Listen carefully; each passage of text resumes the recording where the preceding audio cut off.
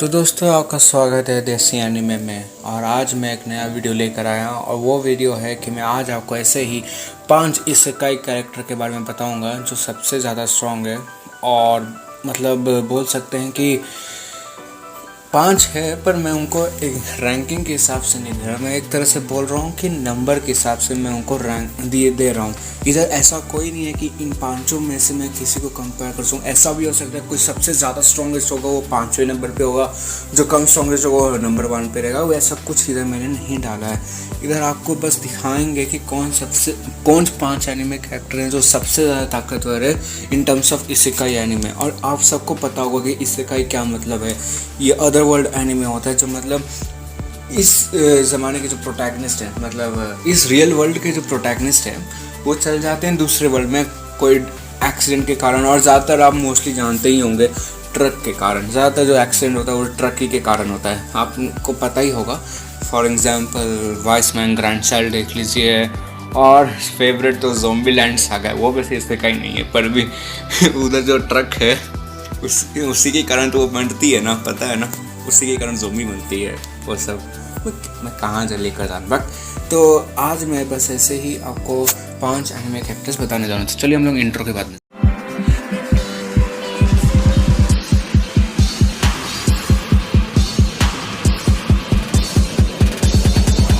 Drop it.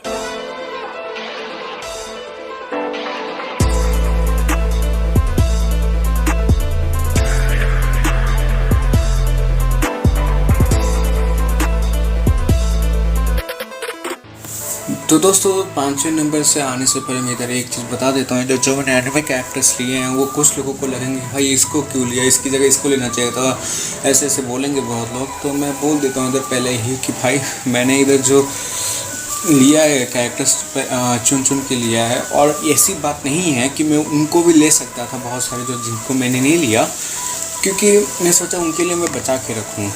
तो समझ रहे होगे आप सब, मेरे 5 एनिमे कट में बहुत सारे MC हैं इसेकाई में और बहुत लोग ज़्यादातर स्ट्रॉन्ग हैं। मैं उनको नहीं लिया क्योंकि मैं सोचा कि मैं इसके लिए नेक्स्ट सेकंड पार्ट बना सकता हूँ जब इसका अच्छा रिस्पॉन्ड आएगा। तो चलिए हम लोग अपने 5वें नंबर से शुरू करते हैं। तो 5वें नंबर पे है काजुतो किरेगाया और गेम नेम है किरीटो। आपको पता होगा ये बंदा स्वॉर्ड आर्ट ऑनलाइन में ट्रैप हो चुका था और स्वॉर्ड आर्ट ऑनलाइन में ट्रैप होने के बाद उधर रीज़न था कि उनको पहले 100 लेवल्स ख़त्म करने पड़े तब वो लोग घर जाएंगे। और प्रॉब्लम इधर एक और था कि वो लोग अनप्लग नहीं कर सकते थे इस गेम को, क्योंकि अनप्लग करने से ना बहुत क्रिटिकल प्रॉब्लम आ सकता था उधर, ऐसा कि मतलब ब्रेन डैमेज हो सकता है, ऐसा चीज़। तो उनको कंप्लीट करना पड़ेगा इस लेवल को, तब वो लोग निकल सकते हैं। और लेवल ये था कि उनके फाइनल बॉस को हराना है, 100 लेवल्स ख़त्म करके फाइनल बॉस को हराना है। और फाइनल बॉस को पता होगा कि कौन है। इस तरह का फाइनल बॉस हमारा विलेन ही है, उसको हराना। उस टाइम आपको एकदम बहुत क्रैप चीज़ पता चलेगा कि भाई बड़ा अजीब सा वियर्ड सा मूवमेंट होगा उधर, जो मतलब आप भी बोलेंगे what the hell just happened यार। यही मतलब मेरे को खुद कंफ्यूज था मैं उस टाइम पे, मेरे को लगा हैक मोड ऑन हुआ है। तो चलिए दोस्तों, मैंने इसके बारे में बता दिया कि कहानी के बारे में। अब मैं बताता हूँ इसके कैरेक्टर्स क्यों इतना स्ट्रॉन्ग है। इसलिए इतना स्ट्रॉन्ग इसलिए क्योंकि बंदा सोलो खेलता है, क्योंकि इधर जितने भी लोग हैं ज़्यादातर टीम इसके साथ खेलते हैं और ये बंदा सोलो खेलता है। उसके कारण इसके पास बहुत सारे मूव्स हैं और बहुत सारे स्किल्स, और ये बाकी सारे प्लेयर्स से लेवल में भी बहुत हाई है। तो हाँ, इसलिए ये इतना ज़्यादा स्ट्रॉन्ग है। और मैं बोल सकता हूँ ये isekai term it's kind of isekai, क्योंकि ये हम रियल वर्ल्ड में भी आता है और पर ज़्यादातर इधर इसेकाई वर्ल्ड में ही लोग जाते हैं। तो इसलिए मैंने इस कैरेक्टर को लिया और इसलिए मैंने इस एनिमे को लिया। तो चलिए दोस्तों, हम लोग होता है हमारा सिन वुल्फवुड और एनिमे नेम है वाइसमैन ग्रैंडचाइल्ड। सिन वुल्फवुड के बताने से पहले मैं इसकी कहानी के बारे में बताता हूँ। हमारा जो प्रोटैगनिस्ट है वो रियल वर्ल्ड में एक कंपनी में काम करता था।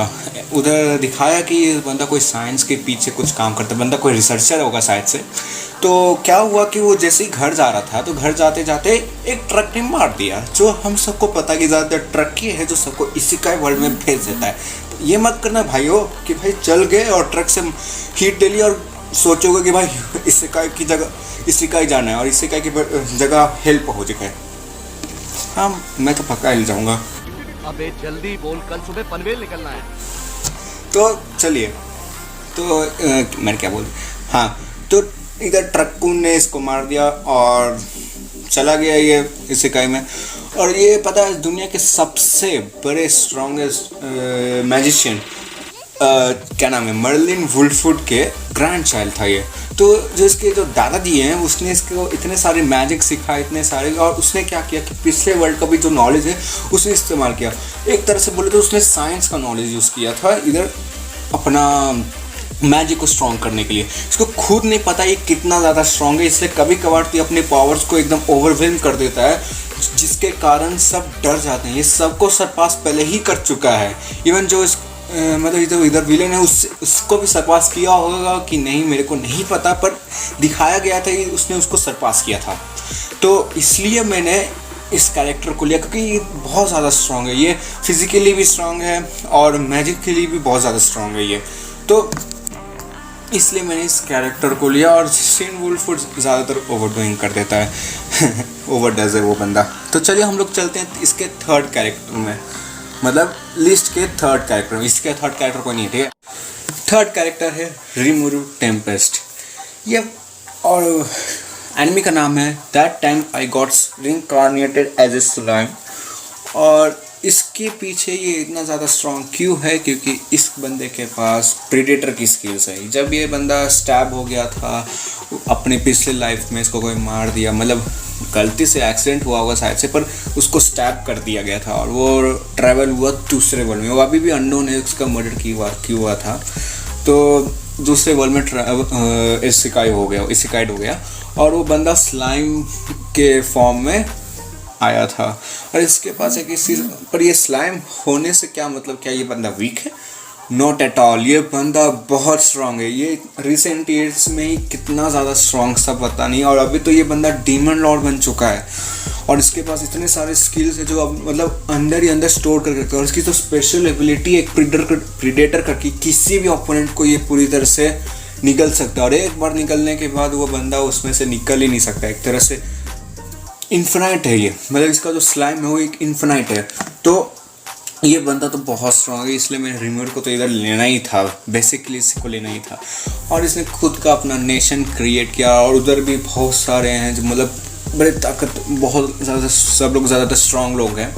और प्लस इस दुनिया में आप लोग एक नाम दोगे ना, तो नाम देने से ना क्या होता है कि आपका मैजिक पावर डिक्रीज़ हो जाता है, बहुत डिक्रीज़ होता है। नाम देना एकदम बहुत हाई लेवल माना जाता है, क्योंकि नाम देना एकदम आसान बात नहीं है।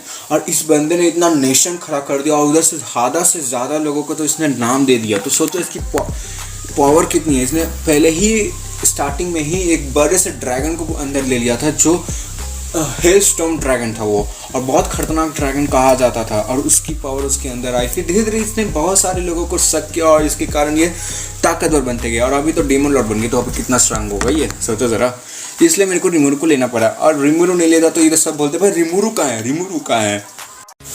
अब आते हैं हमारे सेकंड कैरेक्टर में। सेकंड कैरेक्टर का नाम है, वो थोड़ा मेरे को बोलना नहीं आ रहा है, तो क्या है, हाँ, ईसा ओइसाका माकी। ओ माय गॉड, सेंसर मत कर देना इस लास्ट वाले वर्ड को, ठीक नहीं। ये इसका नाम है इधर, और आप सबको पता है इधर बहुत तरह तरह के नाम होते हैं, उज़ुमाकी क्या है माकी पता नहीं। तो इस एनिमे का नाम है problem children are coming from another world aren't they. मतलब नाम इतना बड़ा है, पहले नाम छोटा करो भाई। तो जो मैं इसको साकी माकी बोलता हूँ भाई, साकी, आगे पहला वाला नाम इसको बोलना ही नहीं आता मेरे को। तो साकी माकी है, इसकी जो मतलब पावर है वो अननोन है। इधर लिटिल गार्डन ने बताया था इसकी जो पावर है अननोन है। और ये कहानी शुरू होती है वैसे कि ये मतलब 3 लोग होते हैं जो आते हैं इस वर्ल्ड में। एक रैबिट इसको बुला देते हैं, रैबिट गर्ल, हाँ रैबिट गर्ल इन तीनों को इसेकाइट कर देते हैं इस वर्ल्ड में अपना प्रॉब्लम को फेस करने के लिए, और डीमन किंग्स को हराने के लिए ऐसा यहाँ आए थे। और ज़्यादातर इसेकाई इसी के ऊपर मतलब बेसिस होता है कि डीमन किंग को हराना होता है, डीमन किंग को हराना होता है। तो हाँ, तो इसका जो पावर है तो अननोन है। इधर लिटिल गार्डन ने पहले ही बता दिया था कि इसका जो पावर अननोन है।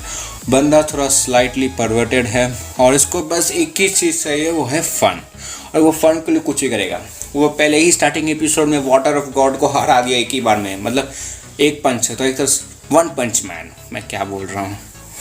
और इसके पास एस्पर की बहुत सारी स्ट्रॉन्ग पावर्स भी है, जैसे कि बोल सकते हैं टेलीपैथी है और टेलीपोर्टेशन है। उतना ज़्यादा पावर नहीं है एस्पर्स के पास, एस्पर जितनी। तो हाँ, ये बंदा बहुत ज़्यादा स्ट्रॉन्ग है, मैं ये इतना तो बोल सकता हूँ। इतना चीज़ मैंने बताया इसके बारे में, इसका पावर अननोन है और अभी तक जो इस सीरीज़ में दिखाया है कि ये सबको डिफीट कर सकता है, ज़्यादातर डीमन किंग्स और ये सबको इसको इतना मुश्किल नहीं झेलना पड़ता है। और भी 2 लोग हैं जो बहुत ज़्यादा स्ट्रॉन्ग है, पर मैं इसको ले रहा हूँ क्योंकि यही सबसे ज़्यादा स्ट्रॉन्ग है उन दोनों से भी ज़्यादा। नंबर 1 है आइंस ओलगॉन। तो आइंस गोल्ड मतलब आइंस ओलगॉन, मैं इधर आइंस इसको बोलता हूँ। ये ओवरलॉर्ड में के मेन कैरेक्टर है बंदा। इधर क्या होता है, ये बंदा गेम खेलते खेलते गलती से ट्रांसपोर्ट हो जाता है इस वर्ल्ड में एज ए डीमन किंग। इधर ये ट्रांसफर हो जाता है इधर ये। और ये इतना पावरफुल इसलिए है क्योंकि ये जो बंदा है ना, रियल प्रोटैगनिस्ट रियल वर्ल्ड में जो था, वो कंप्यूटर्स में बहुत ज़्यादातर अपना गेम्स खेलता रहता था और इतना ज़्यादा खेलता था कि मतलब ये इसके पास इतने सारे रेयर आइटम्स आ गए कि बोलो मत। ये रेयर आइटम्स मतलब जैसे मैं नहीं बता सकता नाम क्या क्या है, याद नहीं आ रहा, पर इसके पास स्ट्रैटेजीज और वो सब बहुत है और ये एक्सट्रीमली पावरफुल है। इधर इस बंदे ने क्या किया, एक ही बार एक टैब करने से ही इधर के सबसे बड़े मर्सनरीज को, स्ट्रॉन्गेस्ट मर्सनरीज को उसने एक ही टैब से हरा दिया। तो सोचो भाई कितना स्ट्रॉन्ग है। और इसके सारे सबॉर्डिनेट्स भी हैं इसके साथ साथ, जो वो भी बहुत स्ट्रॉन्ग है। आइंस ओलगॉन को हम लोग स्लाइटली नहीं ले सकते हैं। वो बंदा तो बोलो मत, उसने एक आर्मी को पूरी तरह से डिफीट किया था। याद होगा आप सबको इस ओवरलॉर्ड में ये स्केलेटन मॉन्स्टर कितना ताकतवर है। और ये बंदा इमोशनलेस है, इसके पास कोई ह्यूमन इमोशन नहीं है क्योंकि इसका जो कैरेक्टर है आइंस ओलगॉन का, उसमें दिखाया कि इस बंदे के पास कोई इमोशन नहीं रहता। डीमन किंग के पास कोई इमोशन नहीं होता और इधर उसने लगता है स्लाइटली ज़्यादा ले लिया है डीमन जैसे ही हरकत इधर। तो हाँ, इसलिए और इसको तो ज़रूर लेना था क्योंकि ये तो सच में बहुत स्ट्रॉन्ग है इसे गाइड में। और बहुत लोग बोल रहे होंगे कि भाई आर्नस वोल्डिकोट कहाँ है, वो सब कहाँ है। तो भाई आर्नस वोल्डिकोट कुछ लोगों को लगता है वो इसेकाई और कुछ लोगों को लगता है वो नहीं है इसेकाई, इसलिए मैंने नहीं लिया क्योंकि वो बंदा वो मरता है और उसी वर्ल्ड में वो पैदा हो जाता है। तो वैसे भी इस साल भी एक ऐसा एनिमे आया है जो रीमेक आवर लाइफ, वो भी सेम एक तरह से काइंड ऑफ इसी के जैसा है, पर इधर कोई बड़ा सा स्ट्रॉन्गेस्ट ये सब नहीं है, MCOSG नहीं है। तो इसलिए मैंने उसको कैरेक्टर्स को नहीं लिया है। तो ठीक है, आप बताइएगा कि आर्नस वोल्डिकोट को क्या कंसीडर किया जा सकता है हमारे इस इकाई में, आप बताइएगा हमें। तो दोस्तों यही था हमारा लास्ट कैरेक्टर और हमें ज़रूर बताइएगा कि कैसा लगा आपको ये वीडियो। और इस वीडियो को ज़रूर शेयर करिएगा अपने दोस्तों को जिनको इस इकाई एनीमे देखने का मन कर रहा है और वो भी स्ट्रॉन्गेस्ट MC के लिए, मतलब उनको स्ट्रॉन्गेस्ट MC चाहिए इस इकाई में, तो उनको ये ज़रूर रिकमेंड करिएगा। और वैसे भी मेरे को लगता है ज़्यादातर इस एनीमे को देख लिए होंगे। और इसको लाइक भी ज़रूर करिएगा और कमेंट करिएगा कि कैसा लगा ये वीडियो और आपको क्या इसका पार्ट 2 चाहिए कि नहीं। मैं इसके और भी 5 एनीमे कैरेक्टर्स लेकर आ सकता हूँ आपके सामने जो सबसे ज़्यादा स्ट्रॉन्ग है। तो ज़रूर हमें बताइएगा दोस्तों। ठीक है दोस्तों, बाय। और ये आउटरो ज़रूर देख कर जाना।